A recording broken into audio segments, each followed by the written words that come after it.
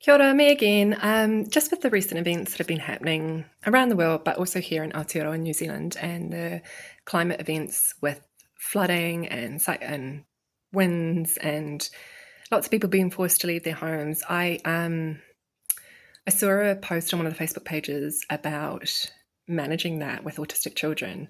So even when people are able to return to their homes and then the parents are left to help to clean up the mess that's been left behind in their home, and they've got kids that maybe don't understand what's going on. There's changes in patterns and changes in routines. And I was just like, yeah, I hadn't even thought about that. So I just wanted to say, one, my araha, my love, my prayers, my peace goes out to those that are living that experience right now. And I've never had to evacuate, but I have been affected by flooding in the past, a couple of years ago of the Auckland Anniversary floods. And I've always been thinking about civil emergency kits and things like that. And I have a bag that I keep in my car. And I just thought I'd take the opportunity to think about what would help our kids if we had to leave. So I'm just going to show you a few of the things that I have in our bag that might help.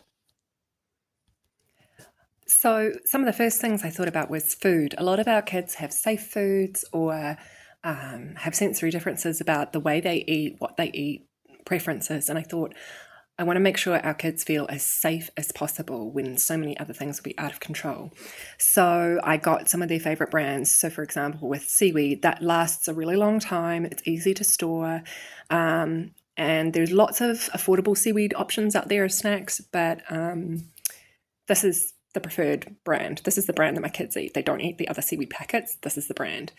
Same goes for the almond milk. Now, high protein almond milk isn't the normal one we get, but it is that brand, and we have occasionally got the high protein one. And the reason I got high protein was obviously I want to keep my kids nourished if there's no extra food around. They're used to the chocolate Nesquik, so I got recognisable, safe foods.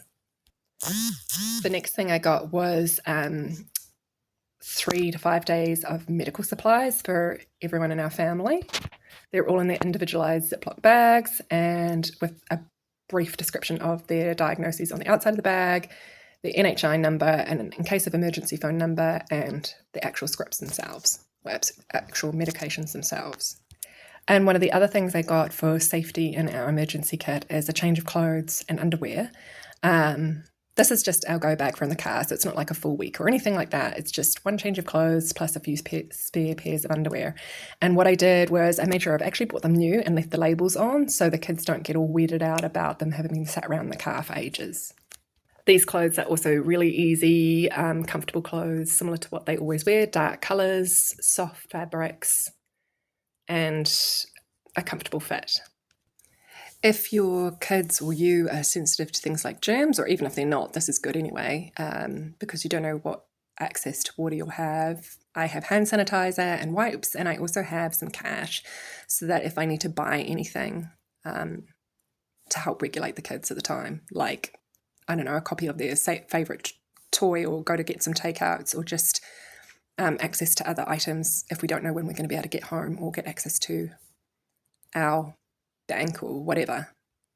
Related to that, I also have copies of the kids' birth certificate and my passport.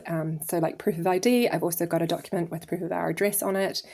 I've also got a list of their common script medications actually printed from our doctors as well. So if we run out of meds, or if there's anything that we need to access that we don't know when we're going to be able to access, we've got some form of ID on us, which will hopefully make things go a bit smoother. And I've also got, in terms of ID, the Sunflower Invisible Disabilities lanyard attached to the outside of the bag as well. So one of the first things people might see if we pull this bag out, or if they open the car and see this bag, is this. I know a lot of people have like stickers for in their car and things like that. And you can get all sorts of printouts to like stick in your window or attach to your kids' belongings. I'm autistic, I might, or I have sensory differences, or so there's lots of different templates on things like Etsy, and I know you can buy them on Temu and other things like that, and or print your own. But yeah, that might be helpful too. So those are just some of the things that I have in a bag. So it all fits in a school bag. I mean, the clothes don't, so they're in another little small carry bag.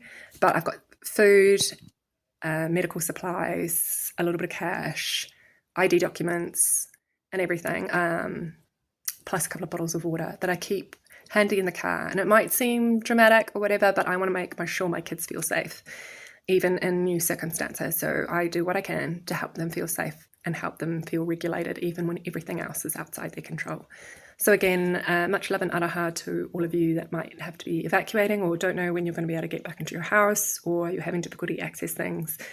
My thoughts and prayers are with you, and I hope you get some useful tips from this video. See you next time.